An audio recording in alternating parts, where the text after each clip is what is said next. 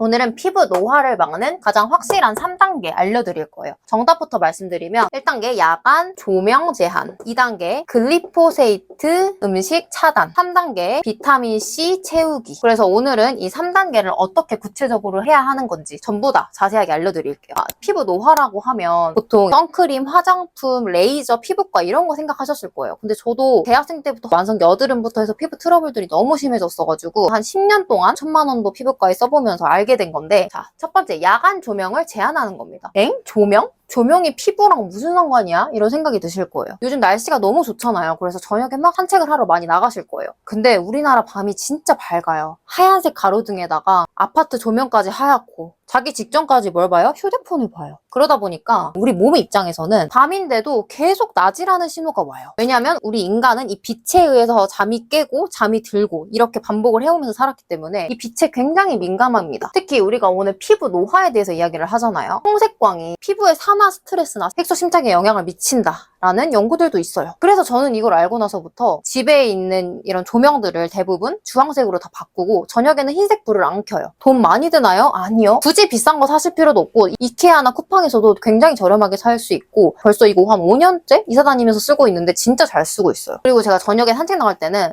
보여드릴게요. 저는 깜빡할까봐 여러 개 사두고 쓰는 편인데 이렇게 노란색, 주황색 블루라이트 차단하는 게 이렇게 여러 개 두고 살고 있어요. 이게 진짜 내가 잠을 자는데 도움이 될까? 그런 마음이 막 들어서 이렇게 블루라이트 차단 안경을 쓰고 산책을 하게 되면 블루라이트도 안 들어오고 내 몸도 릴렉스되고 하니까 잠이 진짜 잘 오는 산책이 되는 거예요. 그리고 두 번째는 바로 글리포세이트 음식을 차단하는 거예요. 글리포세이트가 뭐예요? 바로 제초제죠. 대표적으로 이제 밀가루, 설탕, 가공식품들에는 기본적으로 좀 들어있죠. 이제 농약이 안 좋다는 건 누구나 잘 아시잖아요. 그리고 내가 생리통이 너무 심해서 생리통약 먹어야 되고 두통이 자주 있고 뭘 먹어도 소화가 잘 안 되고 만성피로가 있어. 이런 분들은 프탈레이트 같은 몸에 해로운 성분들이 노출이 됐는지 중금속이 쌓였는지 이랬을 수 있거든요. 프탈레이트가 많은 게 뭐예요? 플라스틱이 뜨거운 음식에 닿았을 때 비스페놀이나 프탈레이트 같은 물질이 음식으로 이동을 할 수 있다는 연구들이 굉장히 많아요. 그래서 플라스틱 자체를 다 피하고 살 수는 없지만 제일 중요한 게 온도예요. 온도. 그 뜨거운 커피를 먹을 때는 스텐 텀블러에 담아서 먹거나 유리컵 이런 걸로 하나씩 바꿔보는 거죠. 그리고 밖에 나갈 때도 텀블러를 가지고 다니면서 시원하게 물 마시는 거. 우리가 눈에 안 보여서 다 인지하지 못해서 그렇지 이런 독성들 다 누가 처리해요? 우리 간이 처리하려고 해요. 간이 호르몬도 만들어내고 여러 가지 일들을 해야 되는데 지금 이 해독에 급급한 상황인 거죠. 그래서 가장 좋은 건 독성 부하를 줄여주는 거예요. 그래서 제가 샤워를 할 때도 이런 유해한 성분들이 들어가지 않은 자연스럽고 깨끗한 비누들 아니면 레몬즙이나 식초를 타서 물에 담근다든지 코코넛 오일을 얼굴에 발라서 피부 보습을 유지한다든지 이런 걸 말씀드리는 이유이기도 합니다. 우리가 땀 냄새를 없애고 하는 것도 좋지만 근본적으로 우리 살 냄새를 좋게 만드는 게 중요해요. 그러려면 내가 먹는 음식이 바뀌어야 내 몸에 있는 살 냄새들이 전체적으로 바뀌게 되고 그러다 보면 향수가 좀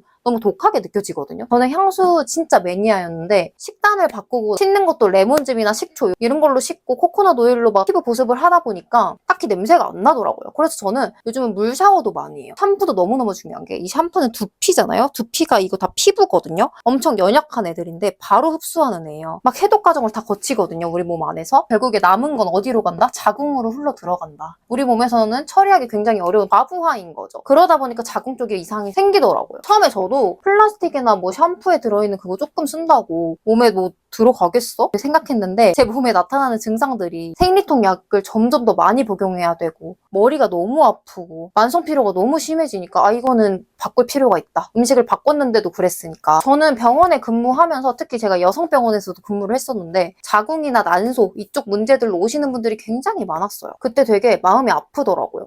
이런 것들 하나하나 바꿔나가면 차근차근 해결해 나갈 수 있는데 그래서 저는 이렇게 해결을 했기 때문에 여러분들한테 이런 것들을 공유를 드리는 겁니다. 그리고 세 번째로는 비타민C를 채우는 거예요. 특히 내가 상처가 예전보다 잘 안 아물고 자주 피곤하고 쉽게 멍들고 피부 탄력이 좀 없어졌다 하는 분들은 다른 여러 원인들도 있겠지만 비타민C가 부족해서일 수도 있어요. 그럼 여기서 의문이 드실 거예요. 비타민C는 감기 들었을 때 먹는 거 아닌가요? 근데 이 피부도 그렇고 혈관이나 잇몸, 이 결합 조직들에는 다 콜라겐이 필요해요. 근데 이 콜라겐이 합성이 될 때는 이 단백질이라는 벽돌이 필요하고 이 벽돌을 제대로 쌓을 수 있는 작업자 같은 역할을 하는 게 이 비타민C예요. 그래서 저는 고기나 생선, 달걀 이런 걸로 콜라겐 단백질을 잘 챙겨주고 비타민C는 따로 레몬수나 일상에서 제가 저번에 보여드렸던 천연 이온 음료 있죠. 그런 식으로 해서 자주 챙겨 먹는 편입니다. 그럼 여기서 궁금하실 거예요. 비타민C는 어떤 보충제로 채우면 좋을지? 제가 먹는 거는 이렇게 흰색 가루로 된 거예요. 비타민C도 이제 아무거나 먹게 되면 첨가물이 너무 많거나 GMO 들어간 그런 보충제들도 있기 때문에 노파심에 비타민C 고르는 기준 좀 알려드리면 간단해요. 원료사가 어딘지, 감미료나 불필요한 첨가물 같은 게 없는지, 논 GMO인지 이거 3개 정도만 확인하시고 이게 기준에 통과하는 거라면 아무거나 사서 드셔도 괜찮을 것 같아요. 제가 먹는 이런 비타민C는 여러분들이 평소에 질문을 많이 주셔가지고 제가 설명란에 제 프로필 링크에도 다 공유드렸습니다. 이제 여기까지 들으시면서 이런 생각이 드시는 분들도 있으실 것 같아요. 아니 이렇게까지 하고 살아야 돼? 왜 이렇게 유난이야? 솔직히 편하게 살 수 있는 시대에 프탈레이트, 비스테놀 뭐 이런 농약 다 하나하나 따지고 막 살아가는 게 지금은 내가 막 유난 떠는 것 같아도 한 2주 정도? 3주 정도 지켜나가다 보면 자연스럽게 습관이 배이거든요. 그래서 내가 매일 선택하는 게 뭔지 알고는 사용을 하자는 거죠. 그렇게 했을 때